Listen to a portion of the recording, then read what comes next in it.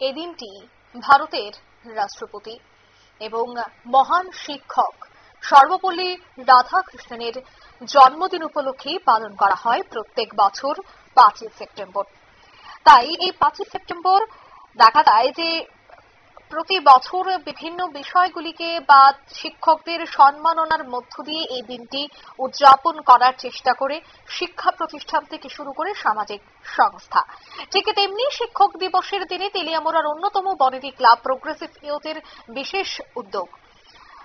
সম্মিলিত সিদ্ধান্ত গ্রহণ ক্রমে ক্লাবের বিভিন্ন স্তরের পদাধিকারী এবং অন্যান্য সদস্যদের সম্মিলিতভাবে তেলিয়ামুড়া শহর এবং শহর সংলগ্ন বিভিন্ন স্তরের শিক্ষকদের বাড়িতে গিয়ে শিক্ষক দিবস উপলক্ষে সম্মাননা জ্ঞাপন করেন তারা।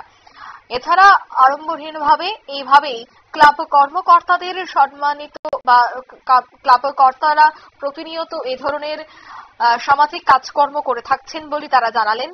তবে আজকের যে শিক্ষক দিবস উপলক্ষে এই বিশেষ উদ্যোগ তা যথেষ্ট প্রশংসনীয় বলেই মনে করছেন তেলিয়ামুড়াবাসী। তবে সে বিষয়ে কি বলছেন কর্মকর্তারা শোনাবো।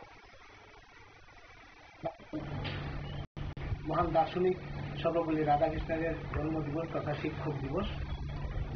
আজকের এই দিনে আমি খুবই আনন্দিত যে প্রগ্রেসিভ ইউথ ক্লাবের বর্তমান সম্পাদক পিন্টু দাস মহাশয়, পেশায় উনি শিক্ষক, ওনার সহযোগী অন্যান্য শিক্ষক শিক্ষিকা এবং ক্লাবের সদস্যদের নিয়ে আজ আমার ঘরে এসছেন আমাকে শিক্ষক হিসেবে এবং আমার স্ত্রীকে, যার কাছে ওরা প্রত্যক্ষভাবে পড়াশোনা করেছে ছোট থেকে, আমাদেরকে সম্বর্ধনা দেওয়ার জন্য।